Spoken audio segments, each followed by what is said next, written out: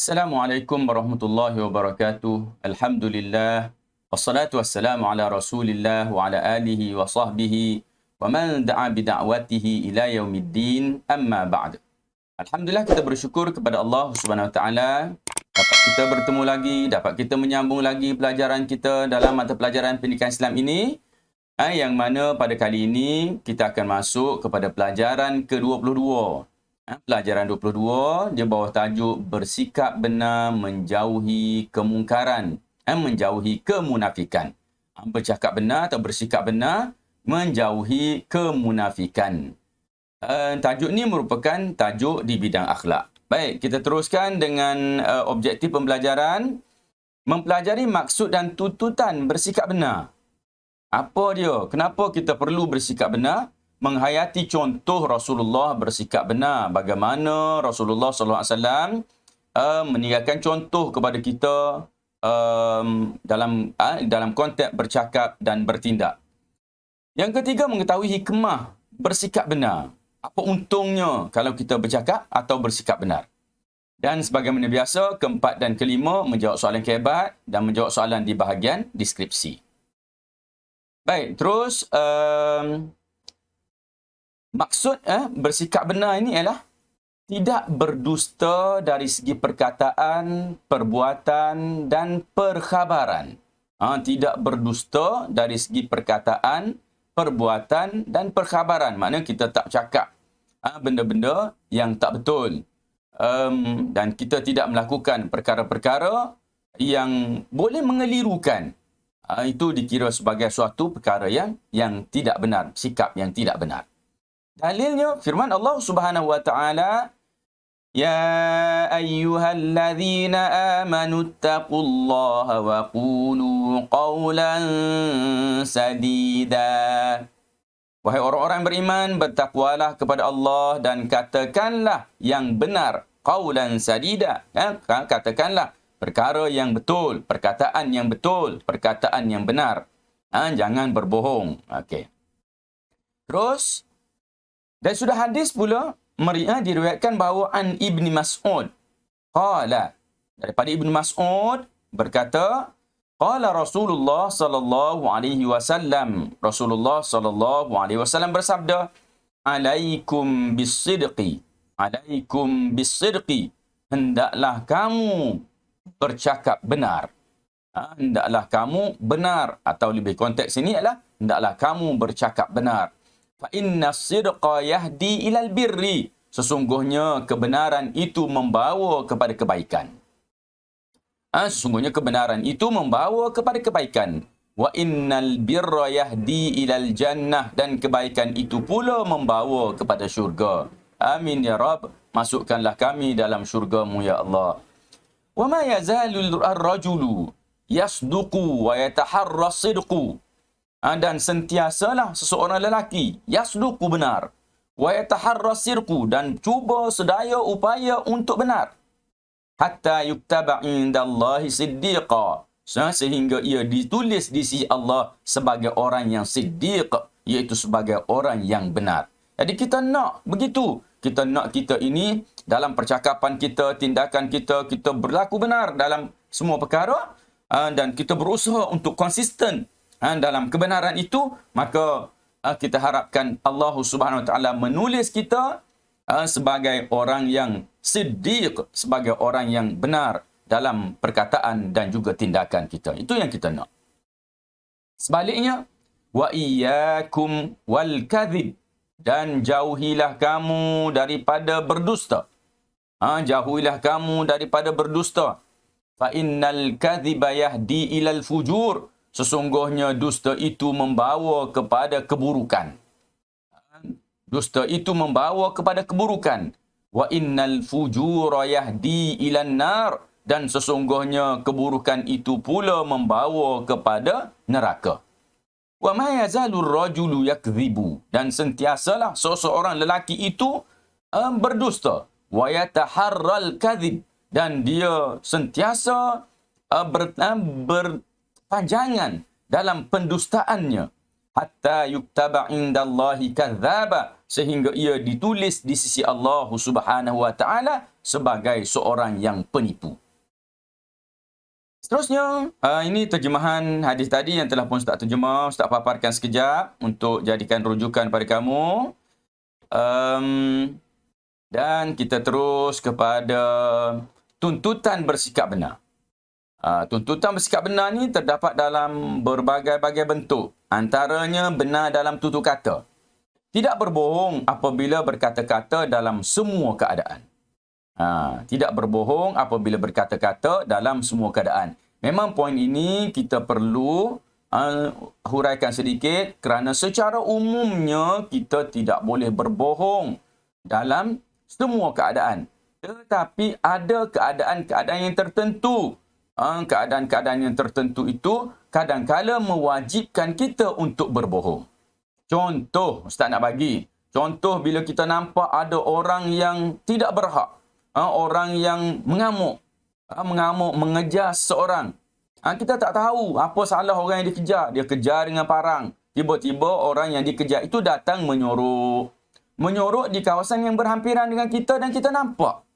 Bila mana orang yang mengejar datang, tanya, nampak ke tidak? Ataupun di mana orang yang lari tadi? Maka ketika itu kita wajib berbohong.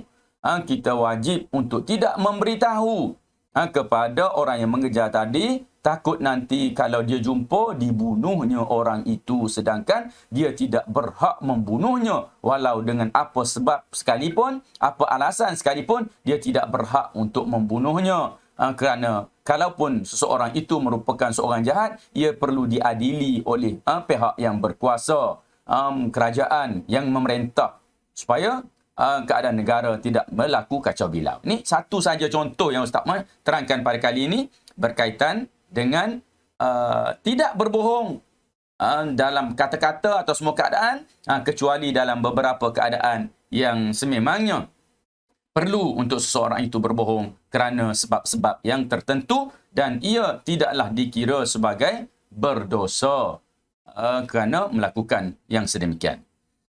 Yang kedua, memelihara diri daripada mengeluarkan lafaz yang jelas mendatangkan dosa dan mengelirukan. Dalam kata-kata kita tu jangan sebut perkara-perkara yang jelas boleh mendatangkan dosa ataupun boleh mengelirukan orang ramai.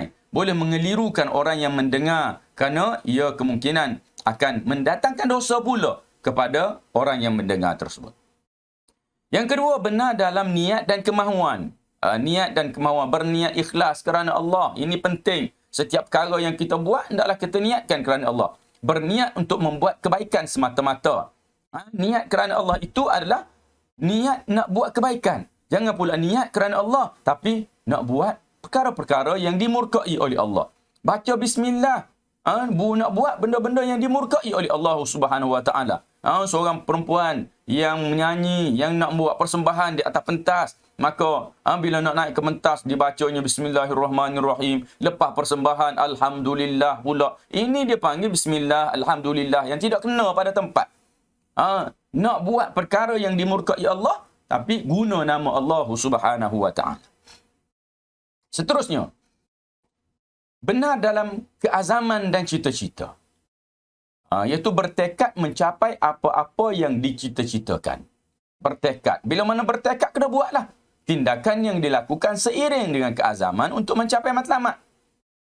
Bila mana kita ada cita-cita, kita bertindak untuk mencapai keazaman dan matlamat kita tersebut. Benar dalam menepati janji. Berjanji dengan apa-apa yang mampu ditunaikan dan menunaikan janji. Jangan janji dengan benda yang kita rasa kita tak mampu nak buat. Kalau kita nak janji, pastikan kita mampu untuk menunaikannya. Melaksanakannya tepat dengan sesuatu yang telah dijanjikan. Kita laksanakan janji kita tu dengan tepat. Kalau masanya tepat, kalau apa yang diperlukan ni pun tepat, kita janjikan, barulah kita ini menjadi orang yang benar dan menepati janji. Dan seterusnya, kita akan dihormati sekurang-kurangnya oleh masyarakat. Tuntutan bersikap benar lagi, benar dalam tugas. Bila benar dalam tugas, apa dia? Melakukan tugasan tanpa mengharapkan balasan. Maksudnya, bukan dia tak terima gaji, dia terima. Tetapi, apa yang dilakukan itu adalah dengan bersungguh-sungguh kerana Allah Subhanahu wa taala. Yang seterusnya melakukan tugas dengan cara yang terbaik. Ini melambangkan keikhlasan yang ada dalam diri dia. Kebenaran yang ada dalam diri dia. Dia ni betul sungguh keimanan dia, ketulusan dia. Maka dia buat kerja yang diperintahkan itu, yang ditugaskan itu dengan cara yang terbaik. Dari sudut spektrum ilmu, ya ayyuhalladzina, firman Allah Subhanahu wa taala, a'udzubillahi minasyaitonirrajim. Ya ayyuhalladzina amanu taqullaha wa kunu ma'as sadiqin. Wahai orang-orang beriman, bertakwalah kepada Allah dan hendaklah kamu berada bersama orang-orang yang benar. Kedudukan kita, kebersamaan kita mesti cari orang yang baik. Kerana dengan kebaikan-kebaikan mereka itu akan melimpah juga kepada kita. Sebagaimana dalam mafhum-mafhum hadisnya, Rasulullah SAW menyatakan kepada kita, kalau kita berkawan dengan orang yang jahat, maka sebab perumpamaannya kita berkawan dengan tukang besi, tukang yang bakar besi, buat peralatan-peralatan besi, setidak-tidaknya kita sendiri akan terkena bau besi. Akan berjangkit pada kita bau besi itu. Yang mana bau tu kuat ada pada badan tukang besi tadi. Tapi kalau kita berkawan dengan penjual minyak wangi, kita ziarah dia, kemungkinan bau minyak wangi tersebut akan melekat juga pada kita. Jadilah perumpamaan untuk kita berkawan dengan orang yang tidak baik dan berkawan dengan orang-orang yang baik. Contoh Rasulullah bersikap benar, iaitu menyampaikan wahyu yang benar, tidak menukuk tambah ayat yang disampaikan. Perkara ini boleh kita fahami daripada firman Allah Subhanahu wa taala dalam surah An-Najm ayat 3 hingga 4. A'udzubillahi minasyaitonirrajim. Wa ma yantiqu 'anil hawa in huwa illa wahyun yuha. Dan tidaklah Nabi sallallahu alaihi wasallam bercakap ikut nafsu. Wa ma yantiqu 'anil hawa, bukan cakap ikut nafsu.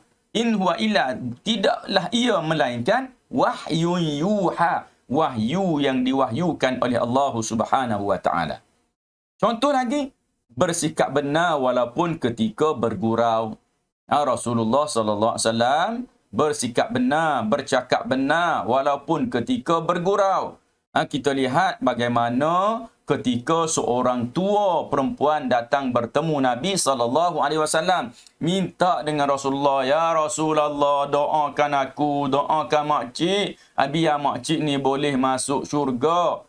Lalu Nabi SAW mengatakan bahawa makcik, orang tua tak masuk syurga. Rasulullah bagi tahu dia, makcik, orang tua tak masuk syurga. Maka sedihlah makcik tadi. Kemudian selepas itu, Rasulullah SAW memerintahkan kepada para sahabat, pergi bagi tahu makcik itu. Pergi bagi tahu makcik itu. Ikhbiruha annaha la tadkhuluha wa hiya ajuz. Pergi bagi tahu dia bahawa akhbiruha. Bagi tahu dia bahawa dia tidak akan masuk syurga dalam keadaan dia tua. Sesungguhnya Allah Subhanahu wa taala menyatakan, faja'alnahunna abkara uruban atraba. Kami jadikan mereka itu, kami jadikan perempuan-perempuan itu yang masuk syurga, yang dah tua-tua bangka itu. Macam mana jadinya? Abkara, mereka jadi anak dara semula. Bukan dalam tua tu jadi anak dara, jadi muda balik. Jadi umur belasan tahun. Uruban atraba. Keadaan mereka macam mana? Dipenuhi dengan perasaan kasih sayang, atrab, dan juga mereka itu sebaya semua dalam syurga. Jadi dalam syurga tidak ada orang tua. Nenek dengan cucu sebaya. Sekarang tengok muka nenek dengan muka cucu. Muka nenek berkedut-kedut, muka cucu tegang, cantik lagi. Jadi ada beza begitu. Tapi bila mana masuk ke dalam syurga, ahli syurga ini uruban atraba. Mereka itu penuh cinta dalam hati mereka, dan juga mereka itu sebaya semuanya. Kita kata kalau umur 16, 17 tahun, 18 tahun, sebaya je umur mereka. Okey. Baik. Kemudian kita lihat lagi hikmah. Dari sudut hikmah bersikap benar. Kenapa kita perlu bersikap benar? Apa untungnya kita bersikap benar ni? Terpelihara dari sikap munafik yang dibenci oleh Allah Subhanahu wa taala. Kita ni kalau kita bercakap dan kita berbohong dalam percakapan kita, ya, kita seolah-olah dah ada satu tanda daripada tanda-tanda orang munafik. Kerana Rasulullah pernah menyatakan bahawa ayatul munafiqin salata. Tanda orang munafik ini ada 3. Antaranya ialah idza hadatha kadzaba. Apabila dia bercakap, maka dia berbohong dalam percakapannya. Maka bila orang tu berbohong, jangan pula kita kata ni orang munafik ni. Tak, dia bukan begitu. Orang yang berbohong itu menunjukkan dia telah ada satu tanda munafik pada dirinya. Satu ciri munafik pada dirinya. Maka dia kena ubahlah. Dia kena baiki diri supaya tidak ada ciri-ciri kemunafikan yang ada pada diri. Dia belum lagi menjadi munafik. Sebab tu jangan tuduh orang tu, ini orang munafik. Tak, jangan macam tu. Itu Nabi SAW nak cerita pada kita, kalau berlaku gitu, dah ada satu tanda. Kalau berhimpun lagi tanda lain lagi, takut-takut nanti jadi munafik betul-betul. Maka yang kedua, menenangkan hati kerana tidak melakukan dosa. Orang yang tak buat dosa ni, orang yang dia dapat elak diri dia, jarang buat dosa. Ketika mana dia tidak buat dosa, hatinya tenang. Orang yang melakukan dosa, dia rasa keluh kesah. Dia rasa tak senang duduk kerana dosa-dosa dan kesalahan yang dilakukannya. Baik, saling bekerjasama kerana wujud perasaan saling mempercayai. Kalau semua orang bercakap benar, maka kita pun boleh bekerjasama. Kerana apa? Kita percaya dengan kawan kita percaya dengan kita. Tapi cuba, di kalangan kawan-kawan kita tu ada yang jenisnya bohong je. Maka kita pun tak nak berurusan dengan dia. Kerana nanti kalau berurusan dengan dia, kerja-kerja yang kita nak buat, urusan kita itu tidak mungkin akan dapat kita jalankan kerana asyik duk kena tipu dengan dia je. Last sekali soalan kebat. Kini terdapat banyak penularan berita palsu di media sosial. Uraikan hujah anda bagi menangani masalah di atas. Tengok soalan. Jadi soalan ni apa dia sebenarnya? Bagaimana menangani penularan berita palsu? Ustaz nak ulang lagi. Kalau bentuknya soalan kebat, dia huraikan, bagi hujah ke apa ke, cuba padankan dengan kenapa dan bagaimana. Dua tu je. Jangan fikir benda lain. Baik, terus. Tengok jawapan yang telah Ustaz sediakan. Soalan ni sebenarnya Ustaz petik daripada buku teks. Dan Ustaz bina jawapan yang Ustaz fikirkan sesuai untuk persediaan kamu dalam menjawab peperiksaan. Memperketatkan undang-undang dan peraturan kerana menularkan berita palsu adalah satu jenayah. Kesannya, golongan yang tidak bertanggungjawab akan berasa takut. Kalau dah ada undang-undang, ada tindakan, takutlah. Kesimpulannya, kita hendaklah sentiasa bersikap benar dalam semua tindakan agar disayangi oleh Allah.